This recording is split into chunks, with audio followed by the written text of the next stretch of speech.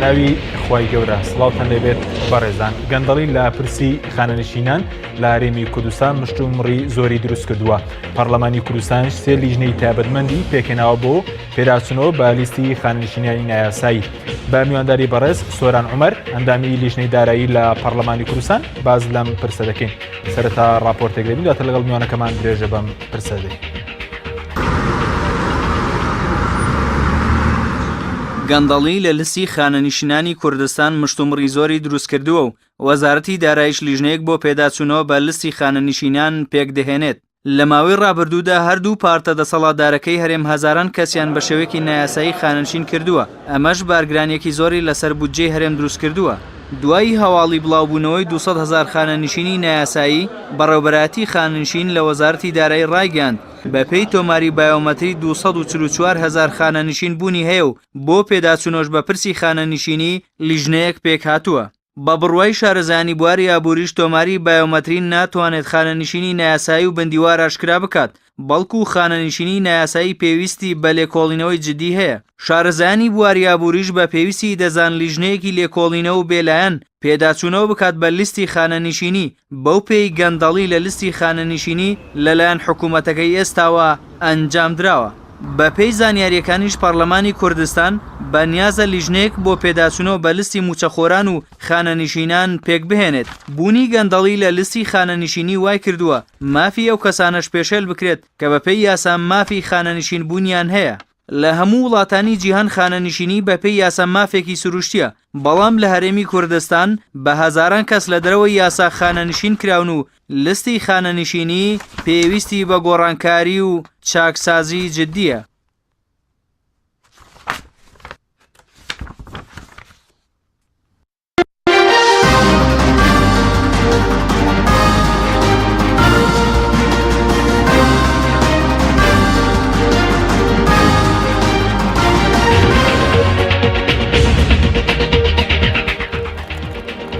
دووبارە سڵاوتان لێبێت بەڕێزان. کاک سۆران بەخێر بێن، سوپاس بۆ ئامادەبوونتان. ئەگەر سەرەتا بەر لەوەی کە بچینە سەر ژمارەی خانەنشینان لە ژمارەی موچەخۆران لە هەرێمی کوردستان دەست پێ بکەین. ژمارەی موچەخۆران و خانەنشینان چۆن دابەش بووە؟ چەندی فەرمانبەرە، چەندی خانەنشینە؟ بە ناوی خوای بەخشندەی میهرەبان، سڵاو لە بەڕێست و لە بینەران. لە ڕاستیان پرسێکی گرنگە، چونکە لە هەرێمی کوردستان ژمارەیەک بەردەوام دەوترێت کە ئەوەندە موچەخۆر هەیە. من دەمەوێت یەک پۆڵێنی خێرای ئەو ژمارەیە بکەم. لە ئێستایا بە پێی بایۆمەتری کە کاتی خۆی بایۆمەتری کرا بۆ ماوەیەکی دیاری کرا و بەڵام بەداخەوە دیارە بایۆمەتری ئێستاش خەڵکە توانێت بچێ ناو تۆمارکا و پەنجەمۆر بکا و کۆتایی نهاتووە. نەخێر کۆتایی نەهاتووە. هەندێک لەوانە بۆ نمونە ئێمە لە چەند ڕۆژی ڕابردوو لەگەڵ وەزارەتی دارایی کە هاتنە پەرلەمان لێمان پرسیمتیان بۆ نمونە ئەوانەی ئیجازەی دایکایەتی بوون یا ئیجازەی سەنەوی بوون بە هەر عوزرێک ژمارەیەکی زۆرن ئێستا دێنەوە کە دێنەوە یاخود هەندێکی تر لەوانە کە نەیان کردو هەر بەردەوامە. هەتا ئێستا 1,250,000 کەس حەقیقی و واقعین کە پەنجەمۆریان کردووە، ناسنامەیان هەیە، چاویان ئەو ئینەی وەرگیراوە، ئەمانە حەقیقین وجودیان هەیە، بەڵام دەوامەکەن یا نایکەن. ئەمە شتێکی ترە. مەسەلەی بایۆمەتری 50,000 دوو موچەی یا سێ موچەی کەشف کردووە. 50,000 و شتێکی تر کە تا ئێستا یەکلایی نەبووتەوە. بە نمونە خەڵک هەیە لە پەرلەمانی کوردستانە، پەرلەمانتارە، بێ لە موچەکەی خۆی 3 ملیۆن دیناری کەمەندامی سەنگەر وەرەگرێ. ئەمە یەک کێشەمان بۆ دروست بۆ ئێستا. بەمانە دەوترێ مینحا وە پێی ناوترێ موچە، بەڵام لە ڕاستیان ناکرێت بە ناوی مینحەوە چ زیندانی سیاسی بێ یا پێشمەرگەی برینداری سەنگەر بێ یا هەر شتێکی تر بێ دوو جار موچە وەربگرێ، ئەبێ یەکێکیان هەڵبژێرێ، چونکە ئەوەی کە پێی وتراوە مینحەی کەمەندامی سەنگەر نەک کەمەندامی خاوەن پێداویستی تایبەت، ئەمە بواری سەربازیە، نابێ ئەمە هەبێ. بۆیە ئێستا بەشێک لەوانەش هەر بە دووی هەن لە ناو ئەمە، هێشتا پێویستی بە بڕیاری حکوومەتە. ئەم 1,250,000 موچە وەرەگرێ لە حکوومەتی هەرێم کێن؟ 700,000 کەسیان ئەوانن کە بە فعلی لە دەوامان پیانەوترێ فەرمانبەر، پیانەوترێ ئاسایش، پیانەوترێ پۆلیس، پیانەوترێ زێرەڤانی و پیانەوترێ فەرمانبەر لە هەموو پلەکانی وەزیفی لە هەرێمی کوردستان. واتە ئێمە بە هێزی چەکدار بە فەرمانبەری مەدەنی 700,000 کەسمان هەیە. وردی کەینەوە لە ناو ئەم 430,000 کە ناوی هێزی سەربازیە، ئەنجومەنی ئاسایش ئەگرێتەوە، دەستگای ئاسایش ئەگرێتەوە، وەزارەتی ناوخۆ ئەگرێتەوە، لیواکانی پێشمەرگە ئەگرێتەوە، یەکەکانی 70 و 80 ئەگرێتەوە و زێرەڤانی و بەرگری فریاکەوتن ئەگرێتەوە. هەموو ئەمانە 430,000 کەسن لە ناو ئەم 700,000. جگە لەوە ئێمە 240,000 خانەنشینی مەدەنی و سەربازیمان هەیە کە خانەنشینی سەربازیەکەی نزیکەی 92,000 زیادیشی کردووە. ئێستا ڕەنگە چوو بێتە 100,000 خانەنشینی سەربازی، 140,000 خانەنشینی مەدەنیمان هەیە، ئەوەی کە لە پلە وەزیفیەکانی مەدەنیا بوون غەیری سەربازی. ئەگەر ئەمە حسابکەی 700,000 ئەوە پیانەوترێ فەرمانبەر بە هێزەکانی ئەسکەریشەوە، لەگەڵ 240,000 کە پێوترێ خانەنشینی سەربازی و مەدەنی کە ئەمە ئەکاتە 940,000. زائیدەن ئێمە خانەوادەی واریسی شەهیدانمان هەیە، ئەنفالکراوانمان هەیە و ئەمانەش جارێکی تر لە ناو لیستی خانەنشینی بەڵام بە جۆرێکی تر هەن کە شەهیدانە. جگەلەوە ئێمە ڕیعایی ئیجتیماعیمان هەیە، تۆڕی کۆمەڵایەتی. ئەم تۆڕی کۆمەڵایەتیە لە ڕابردووە 430,000 بووە. ئێستا قوتابی لێ دەرکراوە کە قوتابی زانکۆ بووە و پارەی وەرگرتووە، مانگانە دەمێکە نەماوە و ئەوانەی کە هاوسەریان نەماوە، ئەو خانەوادانەی کە باوکیان یا مێردیان لە زیندانە و خۆیان یا ئەوانەی کە تەمەنی زەواجیان چۆتە سەر و زەواجیان نەکردووە، ئەمانە لە ناو تۆڕی کۆمەڵایەتیە موچەیان هەبووە، دەمێکە بڕدراوە. چی ماوەتەوە؟ خاوەن پێداویستی تایبەت و کەمەندام ماوەتەوە. بەمە هەر هەمووی ژمارەیەک پێک دێنن کە پێی دەوترێ 1,250,000 موچەخۆر. ئێستا کێشەی موچەخۆران لە چیدایە؟ مەسەنێ و ئێستا کێشەکە لە چیدایە؟ ئێمە چەند کێشەیەکمان هەیە لەم ژمارەی کە باسیەکەین. هەڵبەت عێراق 2 ملیۆن زیاتر فەرمانبەری هەیە، فەرمانبەر. بەڵام ئەوەی لە عێراقا موچە وەرەگرێ بە پێی دوایین زانیاری کە وەزارەتی دارایی هەرێمی کوردستان دیارە پێی گەیشتەوە بە ئێمەیدا 6 ملیۆن کەس لە عێراقا بە ناوی جۆراوجۆر موچە وەرەگرێ. لە هەرێمی کوردستان لەو 1,250,000 کە ئەتوانم بڵێم زیاتر لە 175 کۆی بودجەی هەرێمی کوردستان بۆ ئەم بواری موچەیە ئەڕوا هەڵاوسانێکی گەورەی دروست کردو. یەکێک لە گرفتەکان دەرماڵەکانە کە نزیکی 59 جۆری دەرماڵە لە هەرێمی کوردستانە هەیە. موچەی فەرمانبەرانی ئێمە لە ساڵێکە لە دۆخی ئاساییە سەروی 7 تریلیۆن دیناری ویستووە کە 4 تریلیۆن دیناری بەس بە ناوی دەرماڵەوە دەدرێت. ئەم دەرماڵانە نەعەدالەتی گەورەی تایە و نایەکسانی زۆری تایە، دەبێت چاک بکرێ. حکوومەت وعدی داوە پێیدا بچێتەوە. جگە لەوە کێشەیەکی ترمان لە بندیوارە. بندیوار چییە؟ بندیوار ئەوانەیە کە حیزب هەیە باوەڕی بە چەکدار نییە، باوەڕی بە چەک نییە، تا ئێستش باوەڕی بە چەک نییە، بەڵام خەڵکی بە موچەیەکی کەم بە ناوی چەکدارەوە بۆ تاعین کراوە لە بارەگای حیزب دەوامەکە موچەی لای حکوومەتە. ئەژڵە بندیوارم نییە و موچەخۆری نایاساییم نییە، هەیەتی. بە چ بەڵگەی؟ بەو بەڵگەیە کە تەماشای لیستی موچە بکە، ئەوانەی کە پێوترێت تەفەڕوغی حیزبی و بندیوار 220,000 دینار موچەکەیانە لە مەقەڕاتی حیزب دەوامەکەن و حیزب تا حیزب کەوتووە. یەکێتی و پارتی زۆرترینیان هەیە، قەبارەیەکی گەورەیان هەیە. بە نمونە لە شاری سلێمانی بە ناوی ڕێکخراوەکان لە دوایین ئامارە 4,000 کەسیان لەمانە هەبوو لە مەقەڕات و ئیعلام و شوێنی حیزب دەوامێ کرد و پارەی لە بانقەکانی حکوومەتی هەرێم وەرەگرت. لەم کابینەیە وەزیری دارایی ئەمەی هەڵوەشاندەوە هەمویانی خستەوە ناو دەوائیرەکان کەوەش گرفتی گەورەی تیا بووە، گرفتی گەورەشی تیا دروست بوو. جگە لەوە لە هەولێر پێش سلێمانی پارتی دیموکرات دەوانەی خۆی ناردەوە ناو دەوائیرەکان و مەلەفیشیان نییە کە تەماشای مەلەفەکانیانەکەی لێم فەرمانبەرانە ئەوەلیاتی کوان نووسراوە لافاوەکەی سلێمانی ساڵی 2006 و حەوت بردوێتی کە سەیرمان کردووە لافاو لەو ساڵان نەبووە وشکە ساڵی بووە. مەلەفیاوە دروست کراوە یعنی هەمووی هین کراوە بە گەندەڵی و بەوانە. یەکێکی تر لە کێشەکانی ئەم قەزیە بندیواری حەقیقیە لە ناو پێشمەرگە. چۆن بندیواری حەقیقی چی؟ یعنی بۆ نمونە فەوجێکی پێشمەرگە، لیوایەکی پێشمەرگە بچۆ تەماشای ئەوە بکە کە بە حەقیقی لە سەنگەرایە لە بارەگاکانایە ئێش کە گرێ شەڕەکە لە هەموو کوردستانە. ئەگەر حیسابی زیاتریشیان بۆ بکەی زۆر زیایان بۆ دابنەی هەرێمی کوردستان 8,000 پێشمەرگە زیاتری نییە کە فیعلی بێ کە پێشمەرگە بێ لە دەوام بێ لە سەنگەر بێ.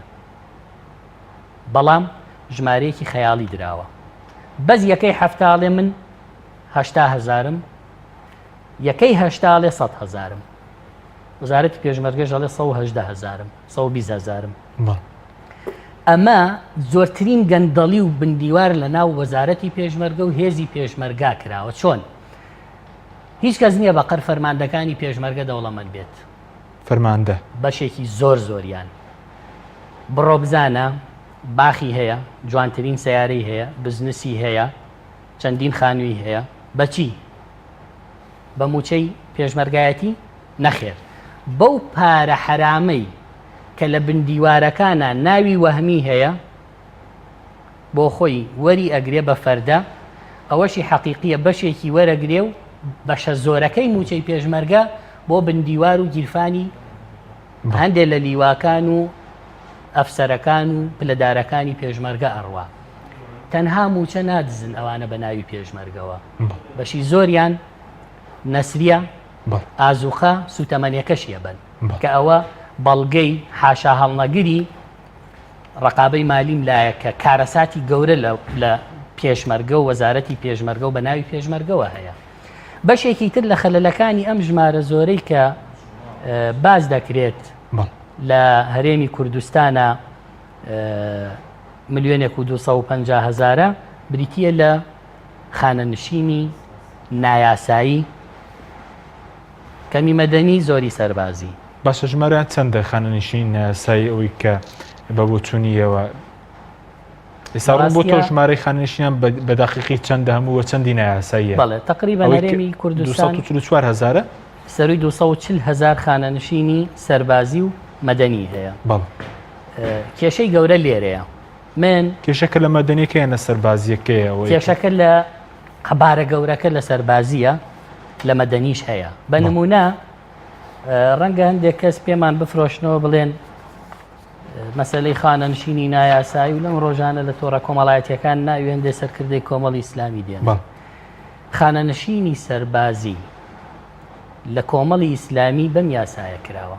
یاساکە کێیە؟ یاسای ژمارە 38 ساڵی 2007 و یەکێک لە داواکانی من کە کارم لەسەر کردەوە ئێستا هەموویە خەمە ڕوو دەبێ خەڵک بەم یاسایە کە یاسای ڕاژەی خانەنشینی پێشمەرگە زێرەڤانی هەرێمی کوردستانە بکرێت کە لێرە هەر کەسێک ئەتوانم ئاماژە بەوە بکەم کە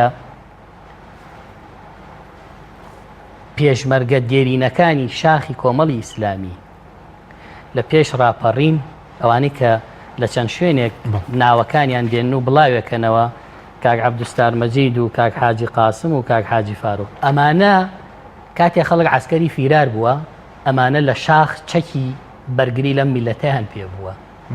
ئەوانەی ئێستا بە پلەی زۆر بەرز خانەنشین کراون هەنێکیان دوای ئەمانە یا لەگەڵ ئەمانە لە شاخ بوون. بۆیە خەڵک باوان نەزانێ کەوترا خانەنشینی هەمووی نایاسایی. کۆمەڵی ئیسلامی خانەنشینی نایاسایی نیە. کۆمەڵی ئیسلامی خانەنشینی سەربازی بەم یاسایە کراوە یاساکە ئەگەر لە پەرلەمانە دەرچووە بەڵێ یاساکە یاسای پەرلەمانە مادەی دە ئەڵێکی خزمەتی پێشمەرگە لە ڕیزەکانی بزوتنەوەی ڕزگاری خوازی کوردستان یا لە ڕیزەکانی پێشمەرگەی کوردستان بەر لە دەرچوونی ئەم یاسایە بە خزمەت بۆ هەموو مەبەستەکانی خانەنشینی و سەرەموچە و پلە بەرزکردنەوە و ئەوانە بەردەوامن لە خزمەتدا ئەنرێ بە مەرجێ خزمەتەکان لە لارەی فەرماندەی گشتی پەسەند بکرێ و لەلایەن وەزارەتی پێشمەرگەوە حساب بکرێ. هیچ کەسێکی پێشمەرگەی دێرینی کۆمەڵی ئیسلامی فەرماندەیەکی سەربازی لە شاخ پشتگیری نەکرد بێ بە حەقیقی نەیتوانیەوە بەڵگە بەرێ بڵێ من پێشمەرگەی سەردەمی شاخم. دوو ماوەی ئەو خزمەتەی کە پێشمەرگە پێش 5/1992 واتە پێش ڕاپەڕین یا ئەوەی لە مەیدانەکانی جەنگە یا لە ناوچەی جموجوڵی سەربازی بەسەری بردووە کە هێزەکان و کەرتە هاوبەشەکان بە فەرمانی وەزیر دەستنیشان دەکرێن بە خزمەتی دووچەندان بۆ مەبەستی خانەنشینی بۆ حساب دەکرێت. خەڵکێک لە زانکۆکانی مووسڵ لای بەعس خوێندوێتی ئێستا خۆی باداڵێ من شەهادەم هەیە. لەو کاتە پێشمەرگەکانی ئێمە لە شاخ مەحروم بوون لە خوێندن لە ژیان بەعس بۆیان گەڕاوە شەڕی کردوون بۆیە مافی خۆیەتی پێشمەرگەکانی ئێمە پێشمەرگەکانی یەکێتی نیشتیمانی حزبی سۆشیالست حزبی شیوعی پارتی دیموکرات هەر کەسێک کە لەو شاخە بووە مافی خۆیەتی ئەم یاسایە گرێتەوە کە پێش ڕاپەڕین چەکی بەرگری لەم میلەتەی هەڵگرتووە لە ئەنفال و دوای ئەنفال و کیمیاباران یاساکە ئەڵێ ئەو تەمەنەی پێشمەرگایەتی بە چەند هێندە بۆ حسابەکرێ لە چەند شوێنێکی تریشتایەتی کە ئەگەر پێشمەرگەی دانەبراو 3 ساڵ پێش ڕاپەڕین باشە لە شاخ بوو بێت ئەوە بۆیە بێ بە 15 ساڵ خزمەت حساب بکرێ.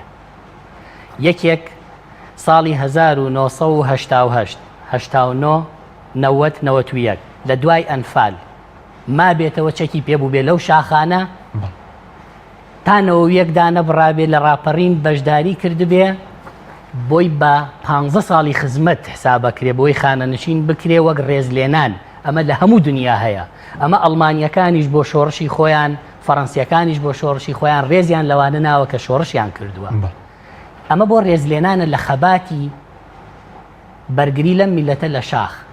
ئێمە دەڵین دەبێ هەموو کەس بەمە خانەنشین کرێت چونکە لەما ئەو کەسانە ناگرێتەوە کە ڕۆژێ لە ڕۆژان خزمەتی ڕژێمیان کردووە و یاخود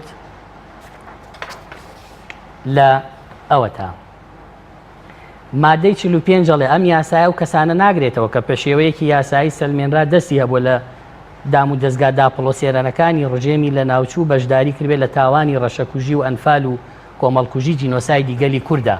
ئێمە ئەسەفەکەمان ئەوەیە خەڵکێک جاش بووە مستەشار بووە ئامەرسریە بووە بەشداری تاوانەکانی دژ بە میلەتی کوردی کردو لە ناو خانەنشینانە هەیە کە یاساکە ئەڵێ نابێ هەبێ. خەڵکێک تەمەنی ئەو تەمەنە نییە کە لێرە دیاری کراوە بۆ خانەنشینی سەربازی تایە هەیە ئەوە ئێمە نین کۆمەڵی ئیسلامی نییە. خەڵکێک عسکەری فیرار بووە لەو کاتە کە پێشمەرگەکانی ئێمە لە شاخ بوون خەڵکێک عسکەری فیرار بووە لە ئۆردوگاکانی ئێران نابێ گلەیی بکا کە ئێستا ئێمە خانەنشینمان هەیە بێت تۆڕی کۆمەڵایەتی بەژێنێ بڵێ وەڵا نایاساییان هەیە. خەڵکێک یەک مانگ لە مەجلیسی حکوم دەوامی کردووە یەک مانگ ئێستا بە 6 ملیۆن دینار بە پلەی وەزیر خانەنشینە. عیبە ئەمە بێ لە فەیسبوک مزایدە لەسەر ئێمە بکاو ناوی سەرکردەکانی ئێمە بڵاو کاتەوە کە ئەو سەرکردانەی ئێمە کە سەرکردەی حیزب بوو عسکەری سەدام بووە فیرار بوو عسکەری فیرار بووە ڕای کردو لە سەربازی شەڵڵا چەکێکی هەڵگرتاوە دیفاعی لەو میلەتە بکرا سەویش خانەنشینە بوو بەرحاڵ باشە بەس لەسەر ئەو لیستە دەمەوێت ئەوەی کە ئێستا بڵاو کراوەتەوە ئەوانە خانەنشینن ئێستا بۆ نمونە باسی پێشەوەی کۆمەڵی ئیسلامی بەڕەحمەت بێ ئەسڵەن هەرڕەدی کردوتەوە خانەنشین بێ مامەستا عەلی باپیر خانەنشینی کوێ ئێستا مامەستا عەلی باپیر ئەندامی پەرلەمانی عێراق بووە پێشتر وەکو پێشمەرگەیەکی شاخ وەکو سەرکردەیەکی شاخ دەبوو بەو یاسایە خانەنشین بکرێن نیان کردووە زوڵمیان لێ کردووە. ئەمە زوڵم و گەندەڵی حکوومەتەکە وای کردووە ئەوانەی ئێمە کە بە پلەی بەرزی سەربازی دەبێ بە پێی ئەم یاسایە خانەنشین کرێن نەیکردووە زوڵمی لێ کردوون و ناوی تری دۆزیوەتەوە بۆ ئەوەی مافەکەی خۆیانیان بەڵام ئەوە چاوەشەکاری نیە بۆ نمونە کۆمەڵی خەڵکی تەیە بۆ نمونە سەرۆکی فراکسیۆنی کۆمەڵ ئایا ئەو ئێستا پەرلەمانتارنی خانەنشینی هەیە سکرتێری پێشووی پەرلەمانی تەیە کە نازانم بە پلەیەوە خانەنشی کراوە ناوە نەخێرەمە چاواشەکاریەوە ڕاست نییە من دەمەوێ بێمە سەر تەفاسیلی ئەوەی کە ئەم نەعەدالەتیە چۆن کراوە طبعاً بۆی خەڵک پێمان نەفرۆشێتەوە ئێمەین لەسەر خانەنشینی نایاسایی یەکەم کەسین بە دەنگ هاتوین و هەر کەس بەڵگەیەکی تری هەیە وەکو ئەمەی کە ئێمە ئێستای خەینە ڕوو هیوادارین بیهێنێ و بە خەڵکی کوردستان بڵێ بزانین کێ ئەتوانێت بڵێ وانە لەسەر ئەوانەی کە بە پلەی وەزیر لەسەر ئەوانەی کە بە پلەی بریکاری وەزیر لەسەر ئەوانەی کە بە پلەی بەڕێوبەری گشتی لەسەر ئەوانەی کە بە پلەی ڕاوێژکار خانەنشین کراون و ڕۆژێک لەو پۆستانە بوون من سکاڵام تۆمار کردووە ڕەنگە ناوی یەک کەسی کۆمەڵی ئیسلامیشی تیابێ بەڵام سکاڵام تۆمار کردو لەکەی لە 28 ساڵی 2014 و ئەوە داواکاری پێگەنانی لیژنەی لێکۆڵینەوەی داواکاری گشتی سلێمانیە ئێمە بێمنەتین وەچی نایاسایی بێ ئێمە لەسەری بەدەنگاتوین کەس خۆی نەکا بە خاوەنیەوەی ئێستا پێمان بفرۆشێتەوە ئەمە یەک دوو لە بواری خانەنشینی سەربازی کە ئەمە کارەساتە گەورەکەیە من دەمەوێ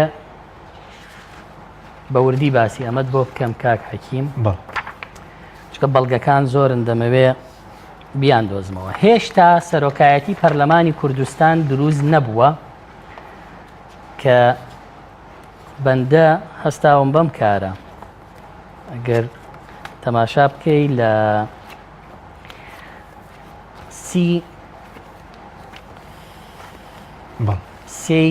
2014 کە سەرۆکایەتی پەرلەمان لە 34 هەڵبژێردرا من نامەیەکم نووسیوە بۆ سەرۆکی دەستەی دەستپاکی لە هەرێمی کوردستان سەبارەت بەچی سەبارەت بە دوواداچوون بۆ زیادبوونی نائاسایی و نایاسایی خانەنشینی پێشمەرگەی ئەیلول کە زۆر سەیرە ساڵی 2012 مانگی 12 لیستی خانەنشینی سەربازی ژمارەیان 64967 کەس بووە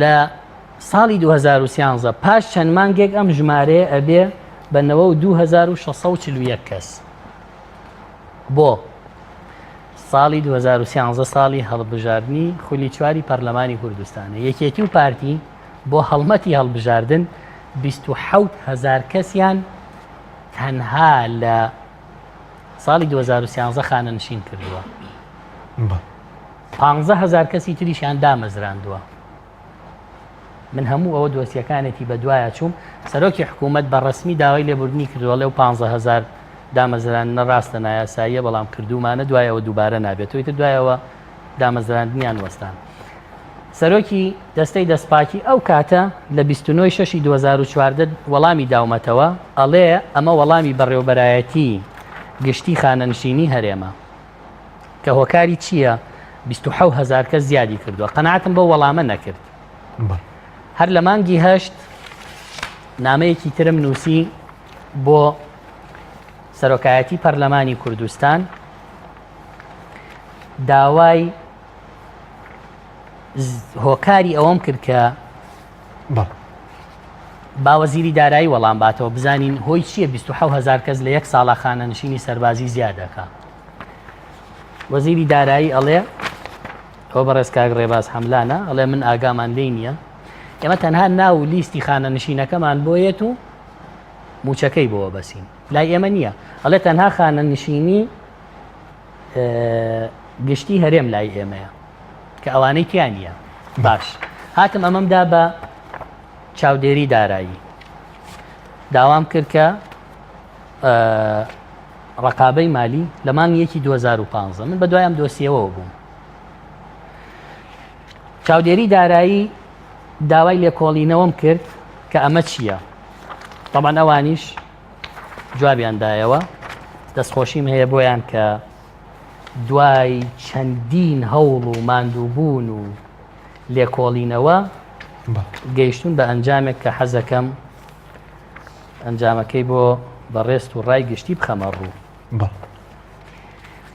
طبعا چاودێری دارایی سەرەتا دۆسیەکانیان لێ ئەشاردەوە. بەڵێ ئەگەر ئەوە بێت بڵێ ئەمە راپۆرتەکەیانە. حەزەکەی ناوبڕێکمان هەیە دوای ناوبڕەکان جامەکەی دەخێنە ڕوەگەر ڕوخسەت هەبێ بەڵە بینەرانی بەڕێز ناوبڕێک و دەگەڕێن وڵاتان لەگەڵمان بمێنن. تۆپ ئارت تاکە بریکاری تۆڕی میدیایی کۆمەڵ بۆ دروستکردن و بڵاوکردنەوەی ڕیکلام. تۆپ ئارت.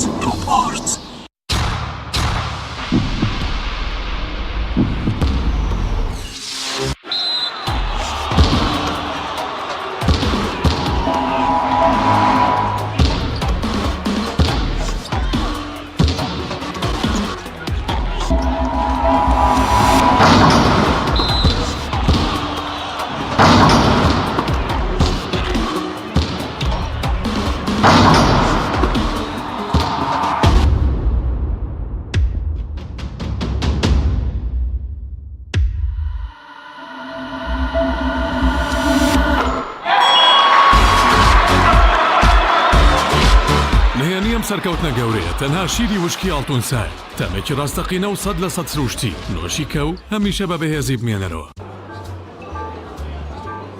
شێف برنجی مەحموود لە هیچ شوێنێک نەماوە.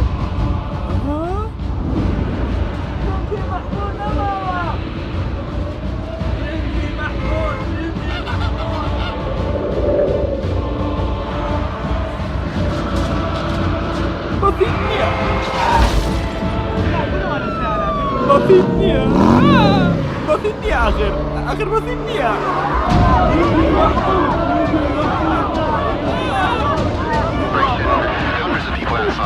وای سهل بازارەکان لە برنجی مەحموود نەماوە گەڵبەکەی لە دەستداوە.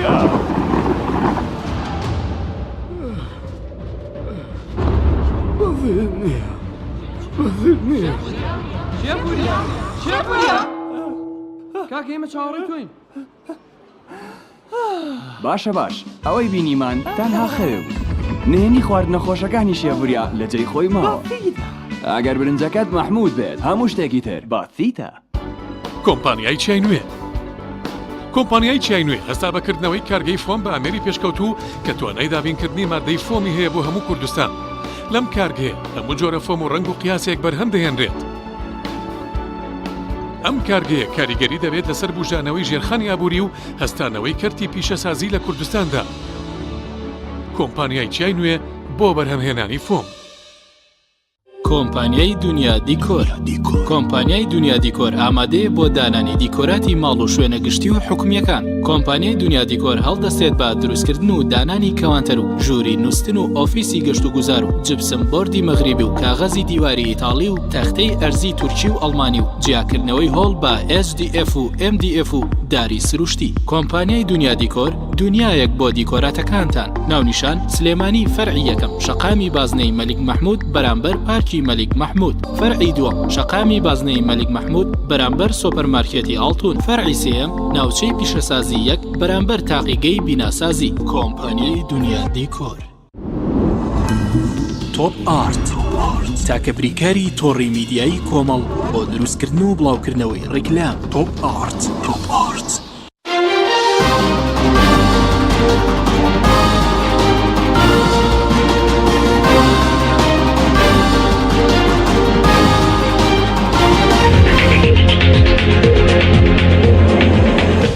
دووبارە سڵاوتان لێبێت بەڕێزان کاکسۆرەنگ بگەرمە و لای بەڕێز ویست باسی نەتیجەیە بکەی کەوەی کە دەستەی دەسپاکی ئەوەی کە بەڕێز بەداچوون بۆ کردووە لە سەبار بە دامەزرانی 27,000 خانەشینی سەربازی نەتیجەکە چی بۆەوەی کە وەڵامیان داونەتەوە؟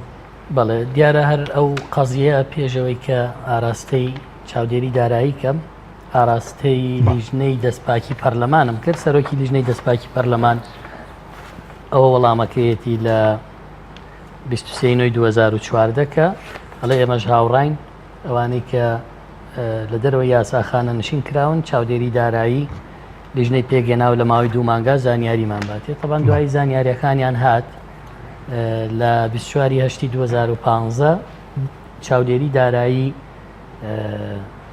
ئەم راپۆرتەی کردووە کە راپۆرتێکی زۆر گرنگ و وردە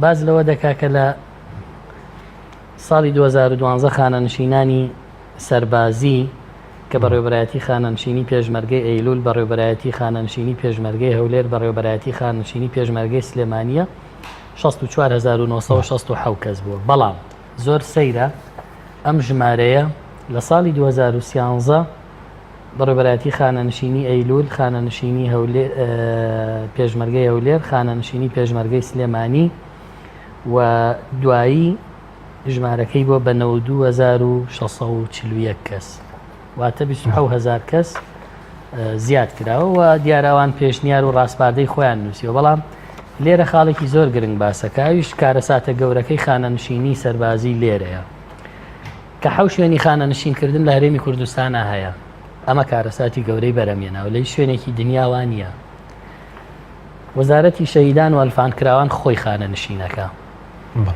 بەڕێوەبەرایەتی گشتی خانەنشینی هەرێم خۆیکە خانەنشینی گشتی بەڕێوەبەرایەتی گشتی خانەنشینی پێشمەرگە خانەنشینەکە و خانەنشینی پێشمەرگە لە یەکەی هەفتە لە سلێمانی خانەنشینی پێشمەرگە لە یەکەی هەشتا خانەنشینی پێشمەرگە لە دەستگای ئەیلول خانەنشینی پێشمەرگە لە بەڕێوەبەرایەتی خانەنشینی هەولێر یعنی حەو شوێن هەیە خەڵک خانەنشینەکە لە هەرێمی کوردستان وەزارەتی دارایی ئاگای لە یەک دانیانەش بەڕێوەبەرایەتی گشتی خانەنشینی هەرێمە کە مەدەنیتیایە مەدەنیش خۆتەزانی بە پێی یاسای خدمەی مەدەنی عێراقی کەسێک بۆی خانەنشین بێت ئەبێت هەموو عمری خۆی لە وەزیفا بێ ئەو کاتە خانەنشینە بێت کارەساتە گەورەکە ئەمە دروستی کردووە بۆ ئەوەی کە معالەجەی ئەمە بکەین من نامەم نار بۆ وەزیری دارایی ئەوەندە زۆرە بەخوا پێم نادۆزرێت وەزیری دارایی ئەڵێ من دەسەڵاتم نییە ئەو خانەنشینانە هەڵۆشێنمەوە چونکە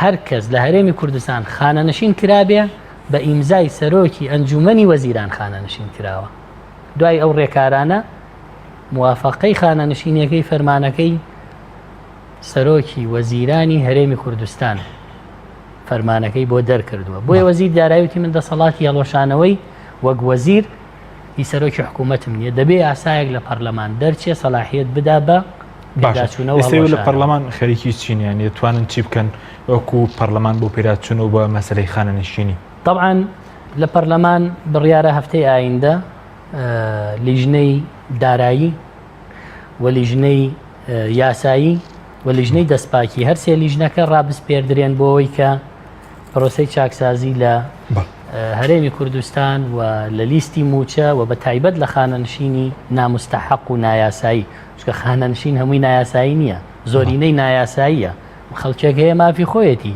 خەباتی کردووە بەس نەک یەکێک لە ئۆردوگاکان دانیشت بێ لە کەرەج و لە کۆکوێ لە ڕاپەڕین هێنرابێتەوە و بە پێشمەرگەی دانەبڕاوی شاخ حسابی بۆ بکرێ هەموو ئەمانەی تایە ئەمانە دەبێت چاک بکرێ بۆیە چاودێری دارایی کاری وردی کردبوو کە دوایەوەی ئێمە داوامان لێکردن و تێبینی وردیان ناردووە چارەسەر ئەگەر لە پەرلەمانی کوردستان لە هەفتەی ئایندەم لیژنە تایبەتمەندانە دەست پێ بکەین ئەمەی کە من کردومە دەخرێتە بەردەست چونکە معالەجەی تایە و من سێ ڕۆژی ڕابردوو هەموو ئەمەی تۆ ئەیبینی ناردم بۆ سەرۆکی حکوومەت و جێگری سەرۆکی حکوومەت لە ڕێگەی سکرتێری ئەنجومەنی وەزیران کە داوای کرد بەڕێز دکتۆر ئامانچ هەر هەموویم پێدا هەرچەندە لە 27 سی 2015 بە نامەیەکی فەرمی لە ڕێگەی سەرۆکایەتی پەرلەمانەوە ئەم نامم ناردۆ بۆ کاک نێچیرەڤان بارزانی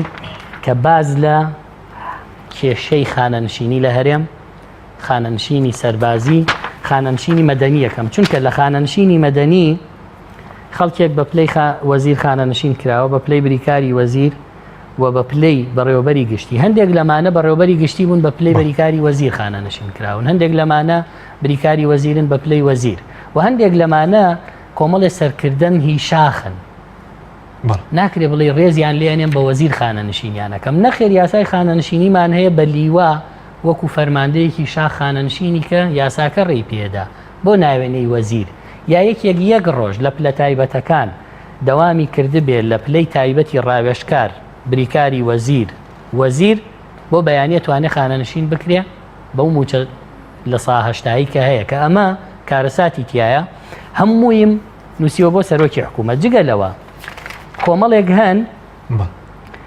خانەنشینن لە پلەی وەزیفی یەک هەتا دا وەکو فەرمانبەری ئاسایی کە ئەمانە موچەکەیان یا 220,000 یا کەمێ زیاترە هەتا 900,000 تایە لە دۆسیەکانیان ناچی هەیە گەر بچۆ سەیری بکەی لە خانەنشینی تەنها تەسکەرە فۆرمی بایە فەرمانی سەرۆک وەزیران بۆ خانەنشینکردنی ئەم جۆرەش هەیە نەگەر وەزیر و بریکاری. زۆر باش ئەوەی کە پێشتر باسی کۆمەڵی ئیسلامیت کرد بەڵام ئێستا کە بە ڕێزوتی کۆمەڵە خەڵکە بۆ کە پێشمەرگەی دێرین بووەوە حەقی خۆیەتی بە پێی یاسای خانەنشینی کە لە پەرلەمانی کوردستان دەرچووە خانەنشین کرا بەڵام هۆکاری چیە کە ئێستا هەڵمەتی عەلامی لەسەر کۆمەڵی ئیسلامی هەیە بۆ چیەوە لە پێناو چییە؟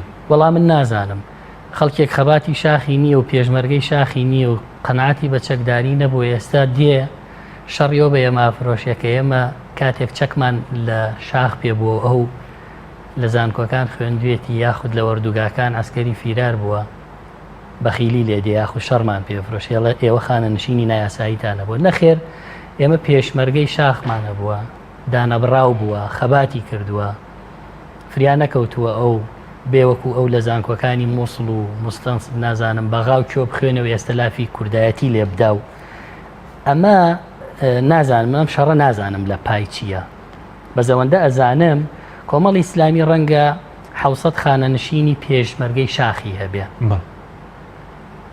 من داوام کردووە کە هەموو خانەنشینی هەرێم پێداچوونەوەی پیا بکرێ ئەگەری کۆمەڵی ئیسلامی نایاسایی تیابێ ئەبێ ببەردرێ بەڵکو بە پێچەوانەوە تایەتی پلەکەی خۆی و حەقی خۆی پێ نەدراوە فەرماندە بووە لە شاخ لەگەڵ ئەو فەرماندەیی ئێستا بە عەقید و عەمید خانەنشینە ئەم بە پێشمەرگەیەکی ئاسایی خانەنشین کراوە ئەوەشیان پێڕەوا نەبینیوە زەویان پێ نەداوە ئیمتیازی خانەنشینی پێشمەرگە کە بۆ خۆیان بۆ ئەوانەی ئێمە یانە بۆ یا کەمترینی بووە بۆیە ناکرێ و شەڕە بە ئێمە بفرۆشن و پێیان وابێ ئێمە شتی نایاساییمان هەیە ئەوە من ڕەت دێکەمەوە و یەکەم کەسیشم کە بە دوای ئەم دۆسیەم لە ئەوڵ تا ئاخیر بەڵێ بەلیستی پاسەوانی بۆ نمونە ئێستا پاسەوانەکان سەر بە پاسەوانی حیزبەکان کام و حیزبەکان پاسەوانی بارگەکانیان هەیە سەر بە وەزارەتی دارایی یاخود سەر بە وەزارەتی ناوخۆ سەر بە وەزارەتی ناوخۆ یەکەیەکی پێوترێ یەکەی پاسەوانی هەر کەس بڵێ من پاسەوانم هەیە سەر بە وەزارەتی دارایی وانە بەڵام ڕۆی بۆ نمونە دامەزراوی کارگەر و دارایی یەکگرتووی ئیسلامی باز دەوە کە لە سەبارەت بە لیستێکی پاسەوان و حیمایەکانی یەکگرتوو کە لە ساڵی 2010 دامەزراون بۆ حیزب لە وەزارەتی دارایی بەناوی خانەنشین ناویان برەوە ئەو ناوبردنە پەیوەندی بە ئێوەمەنی بەڵکو ئەو پەیوەندی بە ئێمەوێتە ناو بەڕێزانن کە ناو لیستەکە دامێتەوە موچەکان 220,000 دینار ئەمانە چین بۆ نمونە نەخێر ئەوە پێی ناوترێ خانەنشینی سەربازی بە ناوی پاسەوانی لە وەزارەتی دارایی ئەوانە پێیانەوتری ئەو تەفەڕۆغی کە کراوە بۆ حیزب وەرە موچەیەکتە دەمێ بە ناوی خانەنشینی جا لەو پلە وەزیفیانەی کە باسم کرد لە پلەیەکی وەزیفی تا پلە دەتیایەتی